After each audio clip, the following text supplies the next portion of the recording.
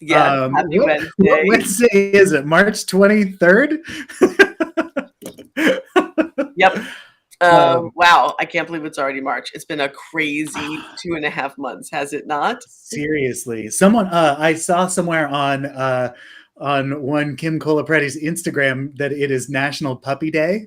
It is National Puppy Day. Yes. We just posted all those photos from the um, puppy shoot that we did, which was so much freaking fun. So if you It didn't was get in such a on the hoot. action of the puppy shoot, get in on the action next time because it was super Yeah. fun. Oh yeah, no, it was great. I know Josh and Laura came by and with their dog Frankie, and so we got to do some photos with Peppercorn and Frankie, which I was know super Peppercorn. fun. Oh, they're so cute. We had so many friends come by. Jackie and Peter came by with their puppy, and Peggy came by with her puppy, and Kitty came by with their puppy. It was just like a bevy of cute dogs all day long in my garage. And the photos are amazing. John did an awesome job with the photo shoot. I So know. thank you, And John. photographing dogs is super hard, as I've discovered. well, well, yeah. I mean, let's give credit where credit's due. Chavi, lead dog wrangler, was like Choppy there with dog the treats, wrangling. making all the shots happen. Very, very good. Oh, Yeah. Rocky's on. Hey, Rocky. Good to Hey, see you. Rocky. How's it going? So this is well, I was about to say Facebook Live because we've done this on Facebook for a couple of years now, but Yeah, this but is the first week we're doing this on on YouTube. YouTube. I know. Let's see how it goes. I mean, Yeah. this is like Chavi and I just got back from an incredible social media conference. It's the first conference I've been to in 3 years, Roy. Yeah, well, It's I'm crazy. obviously like Right. Well, I mean, like even before the pandemic, we were so busy. We only like I think yeah. the last time we were at a conference was like February of 2019. Oh my Um, goodness. yeah. So it was kind of hey Michael. Hey, Hi, Michael. Carl. Hey, look, Hi, everyone's Carl. popping up. Um, so it was kind of a blast to be at like a conference again with all these folks, and Yeah. it was in San Diego, and it was the Social Media Marketing World conference. Totally not like a conference I'd been at before. Well, I was going to ask you, was this for realtors or was this for No, general public? nope. It was for Yeah. social media people. Cool. Anyone who wants to learn about social media. There were people there who were like had like wine like businesses. There were like healthcare people. There were folks working in like e-commerce. I mean, there Nice. was all kinds of folks there. Actually, I don't think That's I awesome. met one realtor. I met one mortgage person, but I don't think I met a realtor. Actually, kind of refreshing. That is, I mean, let's be honest, that's very refreshing. It was super refreshing to be at a conference with people that are not just like you and to like learn cool stuff that has nothing to do with real estate. And my brain was overwhelmed with information. You didn't have to, this is a little bit of a dig against realtor conferences, but you didn't have to spend any time going, what's your GCI? What's the most expensive house you've ever sold? Like none of that stuff. No No, one there's cares. hardly That's any beautiful. like that's the nice thing. Like there's so little grandstanding and so little schmoozing.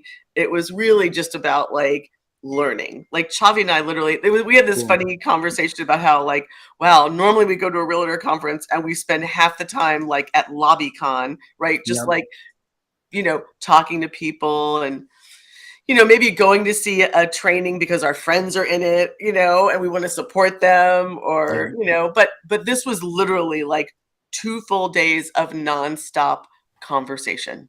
That's awesome. Oh, hey, Dave. Hi, Dave. Oh, hi, Oh, Dave. if you guys are watching, please say hi or leave Yes, us a comment of some sort. Because we're trying out the YouTube YouTube thing. format. I know. It's we're learning as we go. So any Part help of you what can we give is learned, great.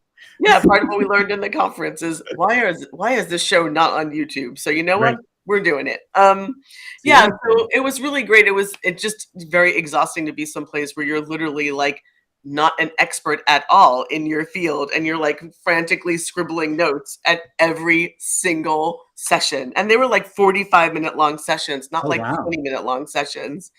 It was super intense. I think by the time we came home, I was like trashed and exhausted. Oh, hi, John. John. Speaking of John, our videographer and dog photographer, And the photographer. and honestly, general photographer too. Yeah, right.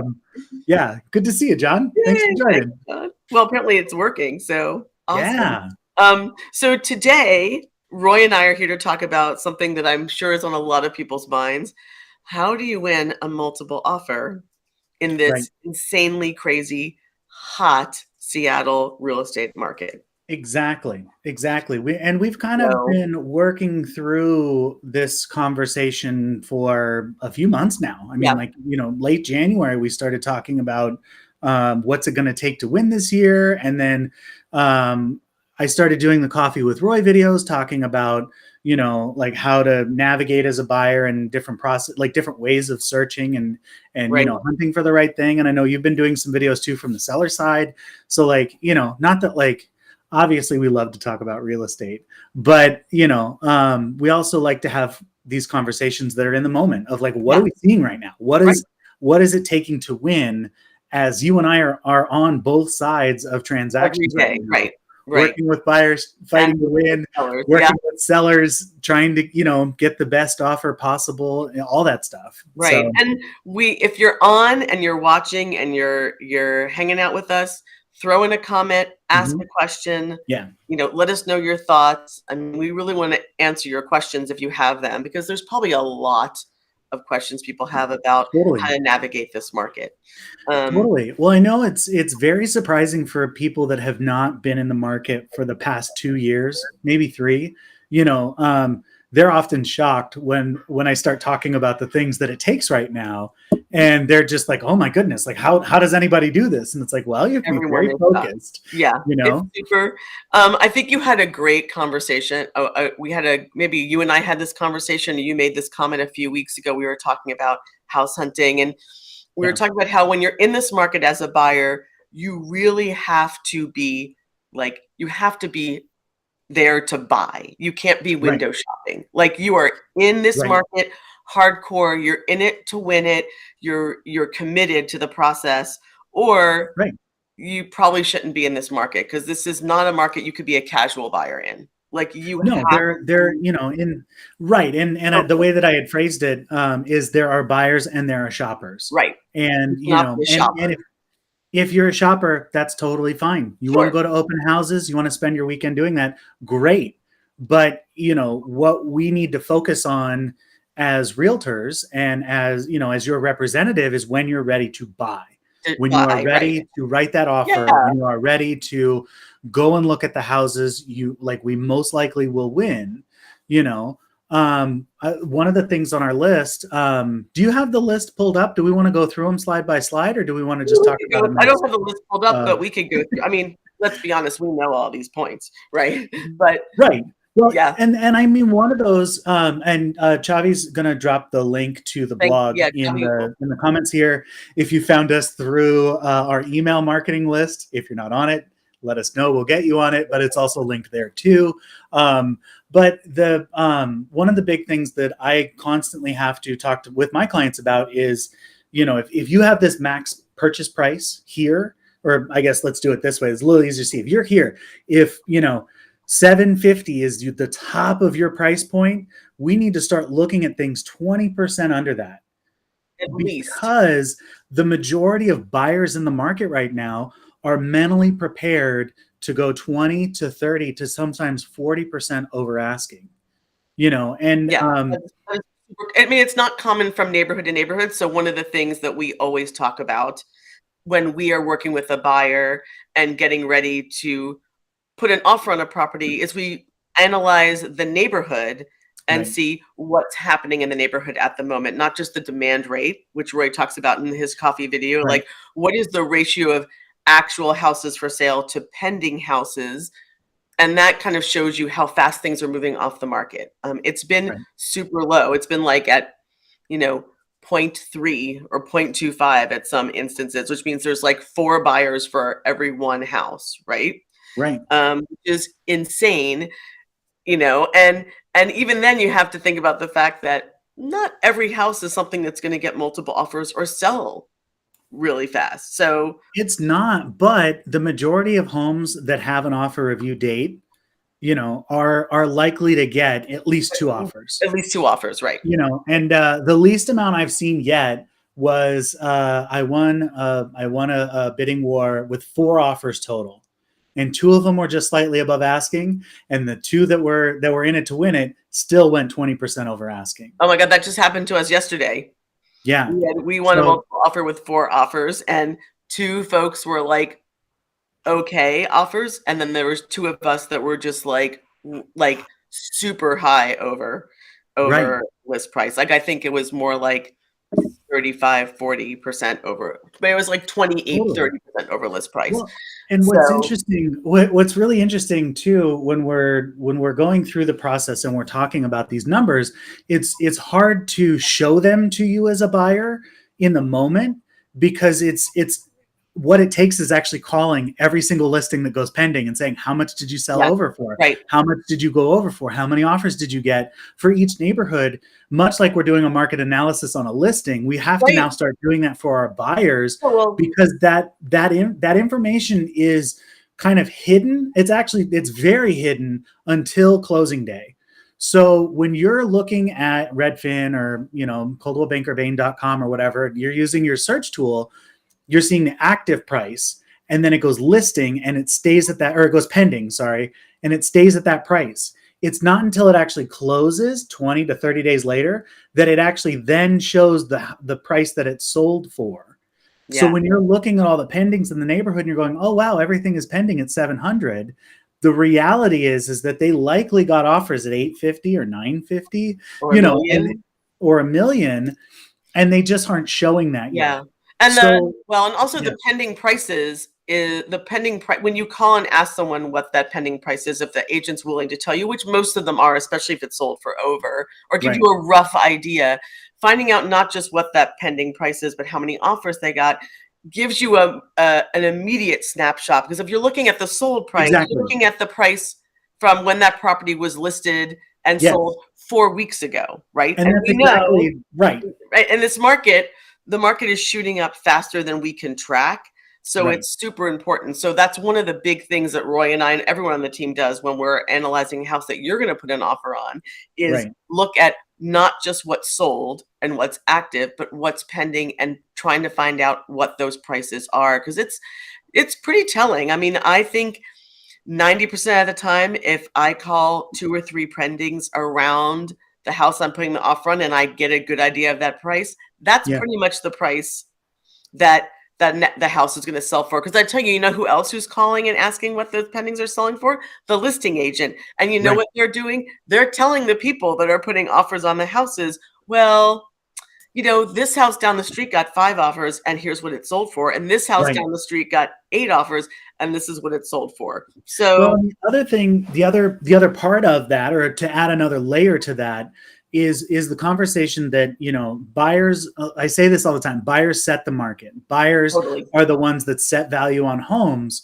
And what happens is when those homes go from pending to close, that becomes the floor of the market. Right. The new benchmark. So if you're in a neighborhood of all 2-bedroom, 1-bathroom houses, like I am down here in Highland Park, and one of them sells for 700, that means the next ones that are coming on in the next month are all probably going to list around 700. Yes. And then go 20% above that in a lot of cases. No, that's totally true. And I've been working a lot in Ballard and Bellevue, surprisingly, but I've been doing I have clients working in both those neighborhoods that have been putting offers on. And I have seen the prices, the start price in Bellevue shoot up from like $1.1 million, $1.2 million to now like $1.3 million.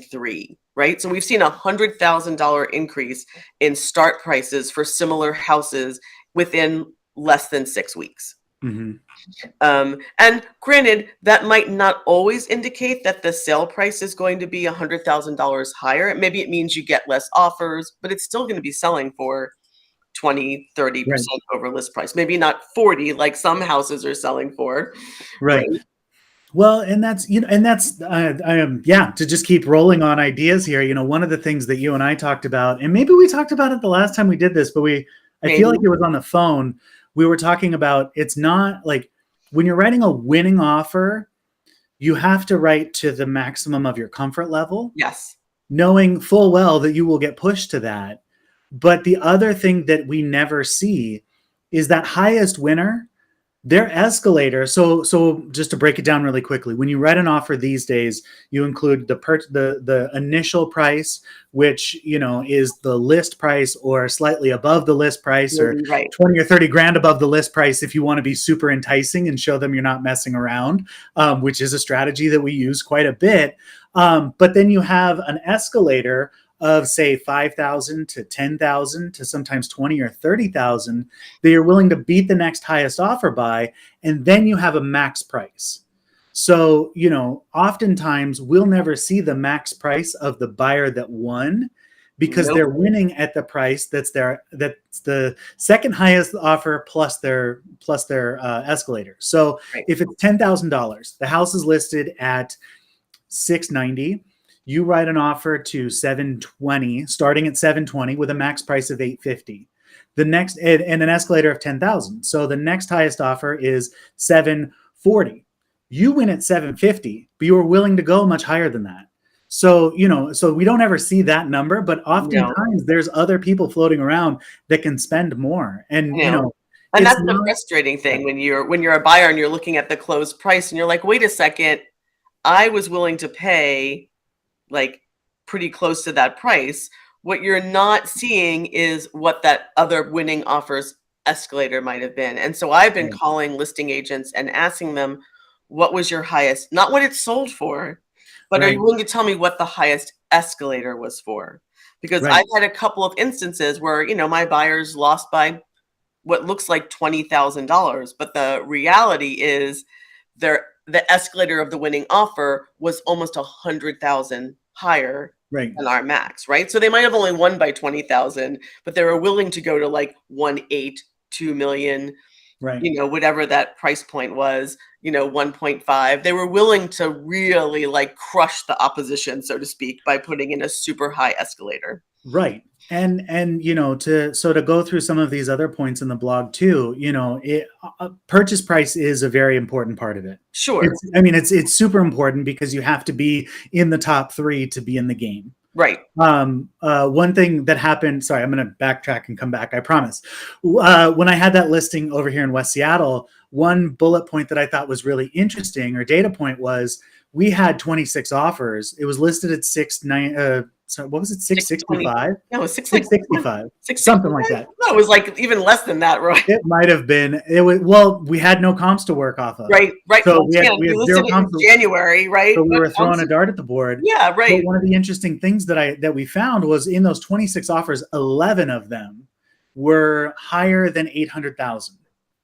So there were 11 buyers in the neighborhood that were willing to spend at least 800,000. Right. So, that's data I use with my buyers, where I say, hey, if you're under 800,000, we have to figure out another way to beat all of these 11 other people that are buying exactly this in this neighborhood for the foreseeable future. Because who knows when we're going to get 11 listings for them all to buy, not counting anyone new that's coming in that, that has more money. So, that's an interesting thing too. Yeah. But that's a pretty good. Go back to what I was going to say. Sorry. Oh, go ahead. It's not always the top price. Highest price is grand, but it's not always the winner. No, that's true. So it's all because the terms of the offer are also incredibly important. Now, once again, it's important to realize in a market like this, especially if you're in a super competitive market. Now, I've been working in places like Northwest Seattle, Ballard, Bellevue, Kirkland. Those markets are incredibly competitive. And if you're working in a competitive market, 90% of the people putting offers in those markets are willing to put in the cleanest non-contingent offer possible. So buyers are doing things like putting down 80 to 100,000 plus in earnest money, especially in the over $1 million price point, waiving their financing, which means not just saying, I, buyer, am very capable of buying this home, and I've gone through the lending process, and I've been underwritten approved, not just desktop approved, but I have been underwritten approved as a buyer, but I'm willing to waive the appraisal. And Right. waiving the appraisal is an incredible key point that a lot of sellers look for because we've seen so many appraisals come in under value Right. in the past with this climbing market that sellers really want to see buyers who are like, I have the cash. I'm willing to put down more money than I need to make sure I can close on this home. I don't care if the appraisal comes in low. And Right. in these markets, we're seeing people waiving inspection, financing, appraisal, and To Can we basically let's releasing the break down that appraisal thing really yeah, quick, let's go because back. I know that we talk about this with our clients individually, but Yes, the interesting thing about the appraisal is as the market's jumping 20% over every single time, appraisers are still going to work off of the closed prices I from the have homes that have right. sold. Yes. So they really can't use a pending Well, comp actually, that's not true anymore. the same The way. appraisal well, not in the same way, but they're allowed to use some pendings now because I think They are. the problem is there's so little inventory that Right. there's just not enough comps anywhere. So appraisals Right. are allowed to use pendings, right? But I mean, I don't know how many appraisers are picking up the phone and calling those agents and saying, Not many. "What I did mean, this house sell for?" Right? I'll tell you on my listings, I've gotten 2 phone calls from appraisers, Yep, you know, I've gotten like 0. since. Right. Um, so so the other interesting thing about the appraisal too is that, you know, like, yes, you as a buyer are nervous about whether or not it's Sure. going to appraise for that value. So is the seller. Of course they are. And sellers aren't dumb because they know that in order for them to get paid at closing, the transaction has to go all the way through. Right. And so they're looking for, you know, yes, they're looking for buyers that can waive appraisal. They're also looking for buyers that have additional down Yeah. payment towards a low appraisal. Right. Even if you waive financing, they still oftentimes want to see that you have additional money. Right. They also, you know, if they had their way, which is kind of a funny thing to say because, you know, sellers can hope for anything they want, but they don't always get it. But if they have their way, you know, they'll also want to see your proof of funds. Oh, always. They would want to I see, you know, expect it. bank accounts. Yeah, I mean, I expect it when I'm a listing agent. If someone's gonna come in with a huge amount of down payment and say Yeah, that I'm capable of waiving my financing and my appraisal to win this property, I need you to show me the right. money, as they say, right? Prove to What me I that you Yeah, have that cash on hand, so I know that I'm dealing with a buyer who is completely prepped for any situation, right? and And that's I've on had top of a pre-approval letter. top of a pre-approval, right, yes, because Yeah. I mean, I had 2 deals that we got this year that my buyers won on, and both those deals, the appraisal came in 100,000 Oh wow. under purchase price. Knock on wood, I've yet to have one that hasn't appraised at value, but I mean, it's been by the skin of our teeth a couple of times. Wow, that is, Um, yeah, it's been I mean, and in the yeah, higher price points, I think it's harder because if you're yeah, coming in like, 5 and 4 and 600,000 over list price, the chance that there's enough sold or even pending comps out there right. to But I justify mean, that price. it's very similar at the lower price points too. I I'm mean, sure it thinking is, about three yeah. quarters of $1 million is a low price point. I know, You know, right, if you're still going from 275 to 950, you right, know, like there's not very many closed properties that allow for that, you know, to right, happen easily. One thing that I'm seeing a few lenders actually doing now is if we can give them enough time, if we can give them 24 hours, they'll actually put the house into underwriting, and they will opt for, or they'll try and get a desk appraisal, right, which would be, I mean, which is really tough to do it's because on the really lender tough side, to like do. they have to do a boatload more work. You Right, have to be through underwriting already, and then they'll put the house through at the price that you're looking to purchase it at. And yes, if they can get a desk appraisal, well, then we can say, okay, we're very comfortable now because we were able to get a desk appraisal. yeah. But not very many lenders are willing Have to you do that. gotten one this year? Gotten a desk appraisal? Yeah, I I have think not. I did. I got one on a condo. Oh, you on a condo, okay. I got one on a That I condo, which can is see, right? even more rare. And like, don't even get me started on the whole condo thing, which is another thing we have to have a conversation on because all of the condo rules have changed. Right, And now, like, each condo building is having to be reapproved, building by building, right, lender by and lender, lender, right, to be approved through Fannie and Freddie. right. Um, But anyway, I don't want to go That's a down whole that different path because episode. we've got plenty. Hey, Elise, good to see you. Yeah. Thanks for watching. Bye. Do you have a question, Elise? Pop one in. She might, who knows? Anyway, okay, so we talked We're about, talking about appraisal and financing. right. And then some of the other contingencies that we're going to talk about, we always want to give you the best step forward for doing your due diligence. Right.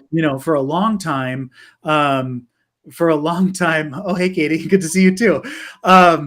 For a long time, we were able to have enough time to get in and do a pre-inspection so that, you were at least fully informed by what was happening. And now we're seeing a lot of sellers providing inspections, and we're seeing some buyers take that and, accept that, which is not a good practice, but we'll talk about it individually. But other things that we're seeing are, reviewing and waiving paragraph W. Yep. Is something we see a lot, and that's something we've seen a lot for a long time. You want to tell people what paragraph W is, because most people have no clue what this paragraph right, because it sounds ominous, paragraph W. What could paragraph W be? And what it is, so it's important enough that the MLS has actually baked it into the purchase and sale agreement. And what it is it's a 10-day timeline for it's an information verification period. So it's a 10-day timeline, which is a contingency that the buyer gets to go back through all of the marketing for the home provided by the listing agent, provided by the seller, to make sure that it's all consistent and factual. Right. And if you find discrepancies, you can use it to walk away from the contract and keep your earnest money. Now, I'll be honest, I've never seen anyone use paragraph W to walk away from a contract. Yes. I haven't either. And I don't know how to actually use it to do that. Like, I don't know what the form looks like for that, but it is, it's one of those things that puts sellers on edge. It does. Because really, this is another thing I tell clients all the time is it's like as realtors, we run a very thin sword of, needing to do everything in our power to give our clients as much information as possible and help them find out and extract as much information so that they're making the most informed purchase possible. Right. And then the other side is, what do we need to tell buyers in order to actually win? What is the seller looking for in the strongest offer? And those two things don't align sometimes. Right.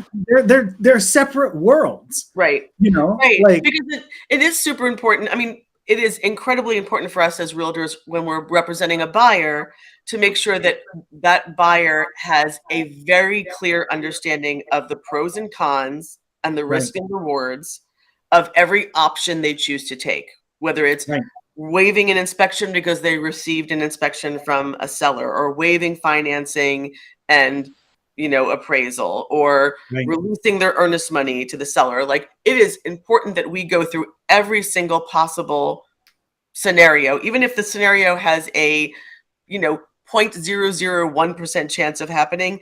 I would still rather tell you that that's exactly. And that's right. Not know. It's gotten to the point where even with my clients where we're writing multiple offers a week, where one client is writing 3 offers a week, every time we go through the checklist of how do you want to prepare your offer, we talk through the pros and cons every time.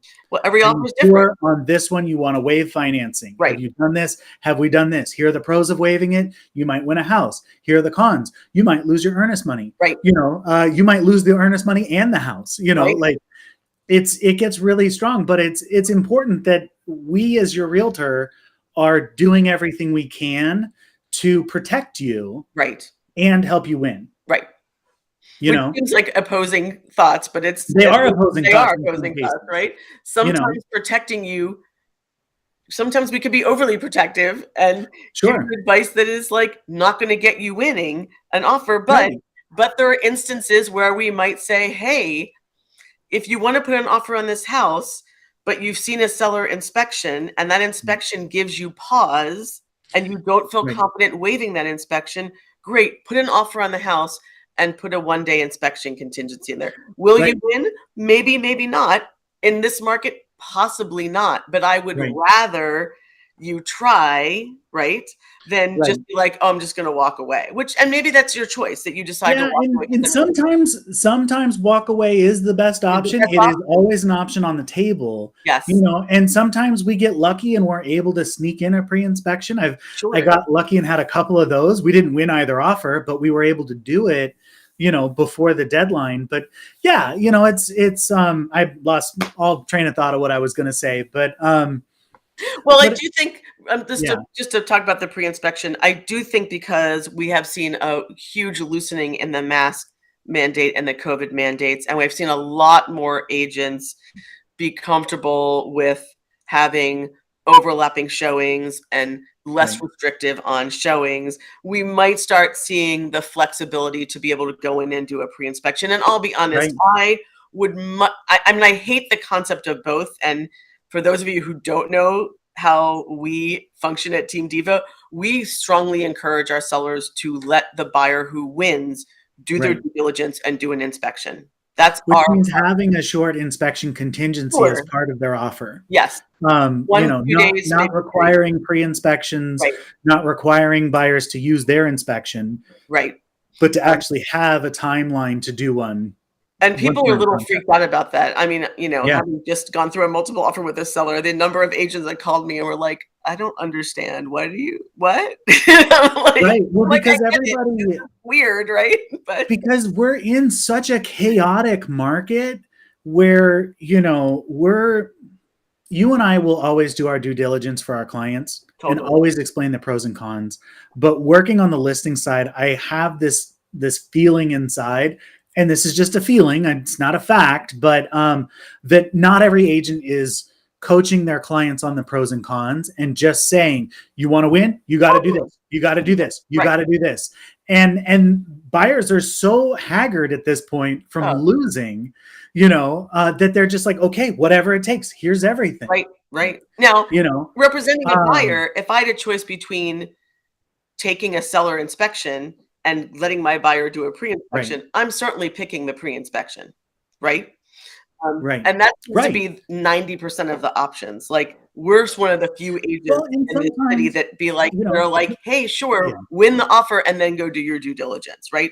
That's rare. right, So, but it on the is, seller end, from my perspective, and if there are any sellers and agents out there listening, from my perspective, I just listed a stunning home that was perfectionly staged and beautifully maintained.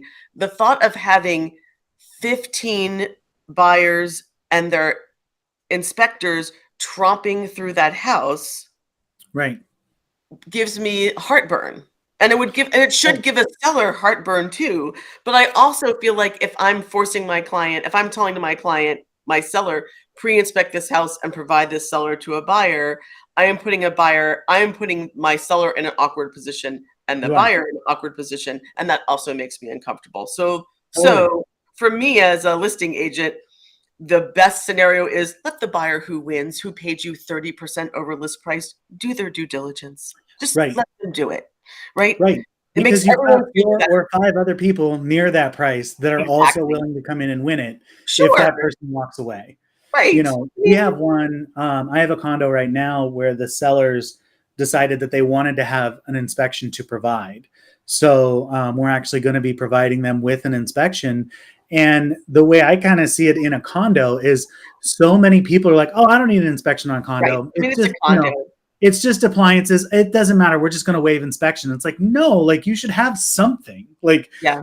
if you want to do your own, great, come and do your own. But like if you're planning on waiving, at least look at something that says that this is Right. in pretty decent shape. And let's be honest, Because that's very important. if you're buying a condo, the real guts of the information you need to be reading is in the HOA docs and the Right. resale certificate and the minutes and the CCNRs and the budget. Like that's the stuff that tells you Yep. the real information about what's happening in that building. Right. So I think providing an inspection for a condo is that's kind of a little bit of an exception to the rule for me because a Yeah. condo is the inside is pretty basic space. I Totally. mean, what you Right. might have like a leaky faucet or something, you know, broken window Right. shade, right? But the real like issues that you're going to be concerned about if buying a condo is happening in the building, right?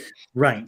Right. Yeah, because So you're not in full control of your roof. You're not in no, full control of the the basement, siding or the the plumbing, basement, the like plumbing, it's right? it's all done in community. So, making sure that that community is on top of their work is more important. Yeah, You're absolutely right. yeah. Um, So what other key things do you think we would be I was talking just about? going to say, we've covered a lot of these. We We have have not at all talked about number 9, which is rent back. rent back. Oh, Rent back, I am highly opposed to rent back. I hate it. I think it's terrible. I think it's been exceptionally scary through COVID so far, especially when we were dealing with an eviction moratorium, which also includes rental contracts that are for a month or 2 months, right, as a purchase. Like there was no way to evict somebody if they didn't leave. right. And now like um rental law is a whole nother thing. I used to be very up to date on all the rental stuff and would share information. I don't do that anymore because literally everything has changed in rental Right, law in the last 12 months. right. So evictions statewide are actually even harder now than they were before. That's You true. have to give just cause. You have to give sometimes 60 days or 120 days notice for an eviction. I think rent back is a way to win in a lot of cases, like, especially in a market like this. The whole idea of rent back is that I, seller, own this home and I have a boatload of equity in it. But in order to go buy the next home, I need to access that equity. Right, So I, seller, am going to sell my house, stay living in it, go buy the next house, close that house, and then move once. And right, you, buyer, are going to give me that opportunity by letting me lease my home back to you, or lease my home from you for $0 a month. right. And a lot of like, how has anyone ever told you don't trust anyone? Always get it in writing. The Yes, the a rent back situation is the biggest trust exercise out it there is. It because is. it's literally just saying, okay, we promise that you can stay here, and the seller says we promise we're going to leave, but it's very untested. Yeah. There's no protection for a buyer. Well, I mean, let's be honest. Let's clarify that we do have Yeah. documentation that we do sign that is sort of like a rental agreement, but it is a very, very It's very lean. It's 2 lean, pages. right. It's It's 2 pages. literally Right? 2 Not a pages. typical rental agreement. It's written in there's no move-in checklist. There's no Right. move-out checklist. Nope. You could do that Also, if you wanted to, but most people opt not to because it's a pain in the butt. Let's be honest, right. right? Another consideration that's somewhat minor in comparison to not being able to move into your house is if an appliance breaks, you're a landlord now. You're expected to fix anything that your tenant needs fixed if it breaks. Right, right. Now, I always tell my buyers, if you're doing rent back for a seller, make sure you call your insurance company and let them know the day that house closes that Right. you are now the owner, but you are also renting the house back to the seller, Right. just to make sure that you're covered if anything should happen. And, as someone who does a lot of listings and has done this numerous times, I mean, I totally get where you're coming from, Roy, and you're right. It is a trust exercise. We often get rent back for our sellers because we often have sellers who are like moving out of state or Right. moving up or have kids and pets, and they can't fully like exit their home to Right. get it on the market, and then they need to come back in and like figure out where the heck they're going to go. And in Right. a market where things are closing in 3 weeks, man, 3 weeks to get out of your house with a pet and a dog and a kid, that's And get into the next thing. It's it's really, chaos. really tough. So I try to make sure that I also inform my sellers that they have a duty to not also exit on time, but Right. also to make sure that they maintain the house in the condition the house was purchased in, not Right. just after it closes, but until they move out. And they let them know that the risk of them staying in there is that if you're in here and something breaks or you break something, guess Yeah. what? You're going to need to fix it. I don't care if the rental Sure. you don't have You that know. you're not the owner anymore, you still need to fix it. Right? Sure. So we set them up for that. Like, Yeah. Make If sure if there's one thing I can tell you about Team Diva, it's that we are not the norm. We are no, the exception to the norm. of course. Which is why we're exceptional at our job. But like that's also, I mean, that's a really, it is a really fraught It situation. is. But I then get it. again, I had two buyers last year that both won because they were both able to do 59 days of rent back. Right, which is the most you can do because you have Right. to move into the house within 60 days after purchasing it if you're Right. getting a Fannie Mae or Freddie Mac loan. That's just And the both rule. situations were situations where those buyers had lost 10 plus offers in the course of 4 months. And like that's what it took in order to win. Like Yeah. that was the final straw. Right. That was the last thing that they had in the entire checklist of things that they could do is offer rent back, Right. and offer that ability. And yeah, it's spooky. Don't get me wrong, it is spooky, but sometimes it's necessary. Right. I think the overall thought about how to win a multiple offer is to make sure that you're talking. I mean, if we're your agents, we're going to have these conversations, but make sure that you are talking to your agent about what is happening in the neighborhood. Right. What are the pending selling for? What are the sold prices? And if you can, look up what is the average list to sell price of the listing agent. Right. How much do they usually get over asking? How many deals have they done? Like how seasoned are they in this process? And that can be neighborhood too. Yeah, and that can be helpful for a couple of different ways. One is how are they going to treat us through the purchase process? Right. Oftentimes, I'll be completely honest, if we're waiving most of our contingencies, there is nothing to do from the time that we write our offer and get it signed around to the day we get keys, other than like a final walkthrough. Right. But there are instances where if we have an inspection or we have a timeline review, if that other agent on the other side is very seasoned at this job, they will oftentimes be prepared and have their clients prepared for how to, make this a winning situation for everyone. Right. If they're newer, sometimes we have to help. We have to like guide and have people, bring in their managing brokers and stuff, because that's super important too. Yeah. But also what it helps us do too is, like you were saying, Kim, is that by looking at how much they usually go over asking, we can see like, okay, if the neighborhood on average, every house sells for 10% over, but this listing agent is consistently listing low and getting 15% over asking, then we need to take that into account as we're looking at the house and evaluating where the market is and evaluating what we're going to need to do to win. Yeah, it's just making sure that you have as much data as possible being provided to you as a buyer by your agent to understand where the market is in that neighborhood, where this house might sit in that market, and what other properties are selling for, and to make sure your agent is explaining the pros and cons of every scenario and every option. So you're walking in clear-headed going, yes, I understand the risk in waiving my appraisal and financing. I understand the risk in releasing my earnest money to the seller. I understand the risk. Reviewed the title report and it looks like there's not much on there that I know the risk, and I'm willing to take this risk because I want to buy this house. And maybe some risks you're willing to take and some you aren't. Maybe you choose to waive your financing but not your appraisal, or waive the inspection but leave your financing, in, or not waive paragraph W but waive everything else. I mean, there's many options you could take. You just have to know what the scenario is for each option, and every house will be different, right? It will. Every single one is different because no two houses are ever the same, even if they were built at the same time and they're right next door to each other. And one thing that I always remind my clients of is when we get into these situations, it's my job to give you as much information as possible, but it's always your job to decide how we move forward. Right. It is not my decision to make as to how your offer is written. I can guide you, but you have to decide.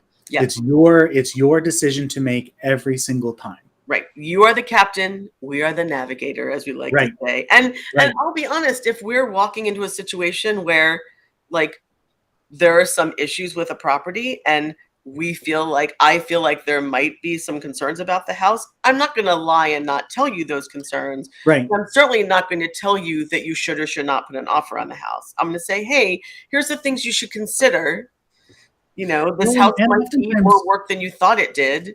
And do you still want to put in the same offer that you might have wanted to put in before you read this inspection or pre-inspected? exactly. Right? Exactly. Yeah, no, we're never gonna gloss over something and be like, "Oh, don't worry about that leak. It's No. fine." But But it's we're like, also never okay, gonna, here is a leak. How do we identify where it's coming from? Do we Right. have time to identify before offers are due? Do we have our time to do our due diligence Right. in order to write the best offer possible? Right. And if you You know. don't, are you willing to take that risk? Right. Right? Right. That's your choice, not ours. We just have to tell you that the risk is there, right? Right. Well, we certainly talked quite a bit about how to win a multiple offer. And of course, there's the blog post that you can check out. Mhm. Like Roy mentioned earlier, if you're not on our mailing list and you'd like to be on our mailing list, just put something in the comments right here, and Yeah, we'll make or sure. text or email us. I Or mean, you text or can find email us us, pretty right? easy. Yeah, you can text me, you could text Roy, you could DM us, you can, Mhm. find us Yeah. on any, Instagram, Facebook, YouTube. Here. Exactly. Are we doing a show next week, Roy? It's the last one. Are we? I don't I don't know. know. Bobby, are we doing a show next week? She said it's up to us. Sure. Yeah, Okay. we'll figure out what to do. All right, then we'll see you next week. If you want to find out, come here or check out Instagram or Facebook or get on our email list just to reiterate it all over again. But we'll if you have a good topic, let me know. Or let Kim know. Let us know Yeah. what you want to hear about, and we're happy to talk about it. Yep. Cool. Always happy to talk about it. Thanks for joining, everyone. Awesome. Well, thank you. Yeah, it was great to see you all in the comments. Yay. Please leave more comments if you think of things later, and we'll see you all next week. Bye.